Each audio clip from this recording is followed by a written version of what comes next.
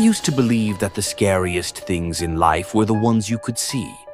The dark alleyways, the strangers lurking in the shadows, the things that go bump in the night. But I was wrong. The scariest things are the ones you can't see. The ones that slip into your life unnoticed, like a virus, infecting everything you thought was safe. For me, that thing was her, the woman across the street, the one who watched us, the one who knew us. It started with the roses. One morning, I opened the front door to find a bouquet of red roses on our doorstep. There was no card, no note, just the flowers. I thought it was a mistake, maybe a delivery meant for someone else. But when I asked around, no one claimed them. Tom, my husband, joked that I must have a secret admirer. I laughed it off, but deep down it unsettled me. Who leaves roses without a note? The next day there was another bouquet, and the day after that. Each time the roses were fresh, their petals deep red, almost unnaturally so. I started to feel like they were watching me, those roses. Like they were a message I couldn't quite decipher. I tried to ignore them, to pretend they didn't bother me. But then the letters started. The first one was slipped under our door. It was written in neat, looping cursive, the kind of handwriting you'd expect from a school teacher. "Your garden is lovely," it read. "I've always admired it." I showed it to Tom, but he shrugged it off. "Probably just a neighbor trying to be friendly," he said. But I couldn't shake the feeling that something was off.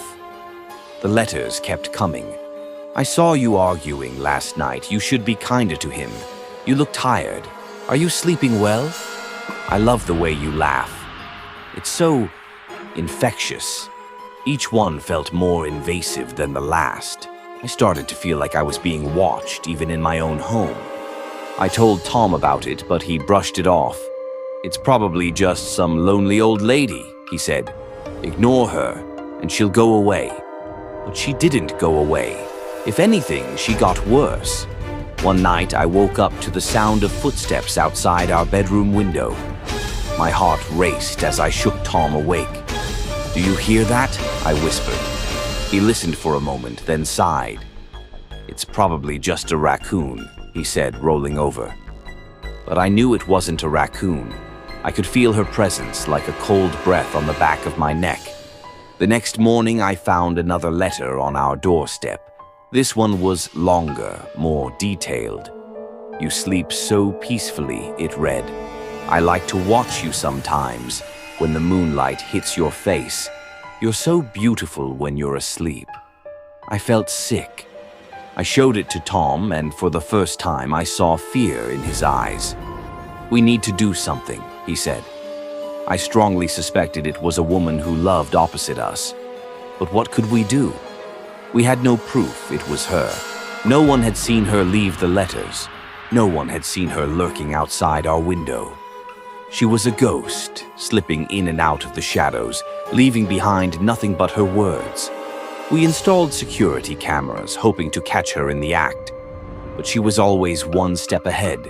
The cameras would mysteriously stop working whenever she was near. The footage would glitch, or the batteries would die.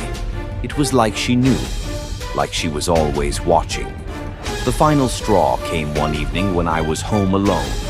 Tom was working late, and I was in the kitchen trying to distract myself with dinner.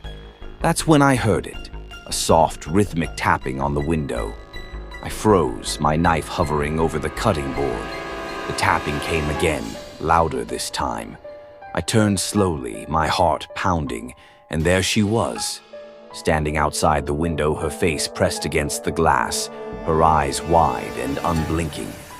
I screamed and dropped the knife, backing away until I hit the counter. She didn't move. She just stood there, staring at me with that same unnerving smile. I grabbed my phone and called Tom, my hands shaking so badly I could barely dial. "She's here," I whispered. "She's outside the window." Tom came home immediately, but by the time he got there, she was gone. All that remained was another letter, slipped under our door. "You shouldn't have called him," it read. This was supposed to be our time. We decided to confront her. We marched across the street, our fear turning to anger. But when we knocked on her door, there was no answer.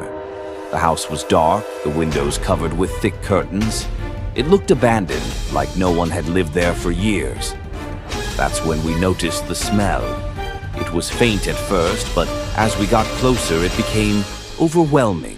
A sickly sweet odor, like rotting flowers. We pushed the door open, and what we found inside made my blood run cold. The walls were covered in photographs, hundreds of them. Photos of us, Tom and me, going about our daily lives.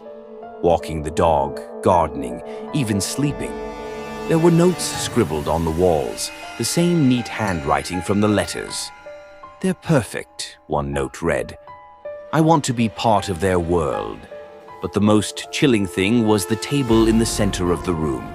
It was set for 3, with plates, silverware, and a vase of fresh red roses.